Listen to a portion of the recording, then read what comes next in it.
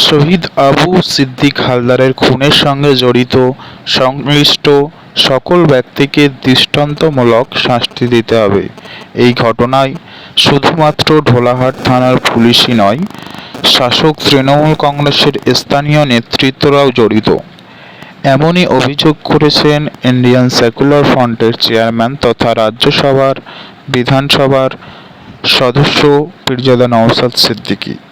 আজ দক্ষিণ চব্বিশ পরগনার মথুরাপুর ১ নম্বর ব্লকের নুনতলা মোড়ে ওই খুনের প্রতিবাদে এক বিশাল সমাবেশে তিনি বলেন, আইনের মাধ্যমে যেমন এই ইনসাফের লড়াই চলবে, পাশাপাশি রাস্তায় নেমেও এই আন্দোলন চালিয়ে যেতে হবে।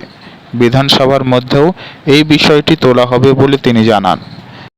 ভিডিওর মাঝে সকলের কাছে একটি অনুরোধ, আইএসএফ অর্থাৎ ইন্ডিয়ান সেকুলার ফ্রন্ট সহ ভাইজানের সমস্ত রকম খবরাখবর সকলের আগে দেখতে আইএসএফ ফরএভার আমাদের এই ইউটিউব চ্যানেলটিকে সাবস্ক্রাইব করে পাশের ঘন্টাটি বাজিয়ে রাখুন। তিনি বলেন, গত ১.৫ মাস ধরে এই রাজ্যে অনেকগুলি গণপিটুনির ঘটনা ঘটেছে। পুলিশি হেফাজতে বিনা দোষে আবু সিদ্দিকও খুন হলেন, অথচ মুখ্যমন্ত্রী নিশ্চুপ। দেখা যাবে এই প্রতিটি ঘটনায় মুসলমান, আদিবাসী, দলিত সম্প্রদায়ের মানুষরা মারা গেছেন। তিনি বলেন, একটা ভয়ের বাতাবরণ তৈরি করে শাসক দল প্রতিবাদী কণ্ঠকে স্তব্ধ করতে চাইছে। যেভাবে গণপিটুনি বাড়ছে তাতে দেখা যাচ্ছে বিজেপি শাসিত গুজরাট, আসাম, উত্তরপ্রদেশের থেকে পশ্চিমবঙ্গ পিছিয়ে নেই। এই প্রসঙ্গে আইএসএফ চেয়ারম্যান বলেন, আনিস খানের হত্যা থেকে শুরু করে গত কয়েক বছর বারুইপুর পুলিশ জেলার হেফাজতে 4 জনের মৃত্যু, কোনোটিতেই এখনও পর্যন্ত ইনসাফ পাওয়া যায়নি।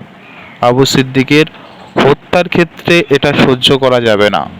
সজাগ, সতর্ক থেকে শৃঙ্খলাবদ্ধভাবে আন্দোলনের ঢেউ তোলার আহ্বান জানান তিনি। সভায় আইএসএফের রাজ্য সম্পাদক বিশ্বজিৎ মাইতি বলেন, খুন করে আইএসএফকে শেষ করা যাবে না। আবু সিদ্দিক আমাদের একনিষ্ঠ কর্মী ছিলেন। তাকে মিথ্যা অপবাদ দিয়ে থানায় নিয়ে গিয়ে নৃশংস অত্যাচার করে খুন করা হয়েছে।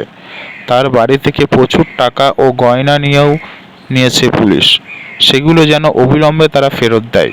এই বিশাল প্রতিবাদ সভাটি পরিচালনা করেন আইএসএফ দক্ষিণ চব্বিশ পরগনা জেলার সভাপতি আব্দুল মালেক মোল্লা। উপস্থিত ছিলেন দলের রাজ্য কমিটির কোষাধ্যক্ষ শাহাবুদ্দিন সিরাজি ও জেলা কমিটির নেতৃত্ববৃন্দ। এই ভিডিওটি একজনকে হলেও শেয়ার করুন, আর এই ইউটিউব চ্যানেলে যদি নতুন হয়ে থাকেন অবশ্যই চ্যানেলটিকে সাবস্ক্রাইব করে পাশের বেল আইকনটি বাজিয়ে রাখবেন।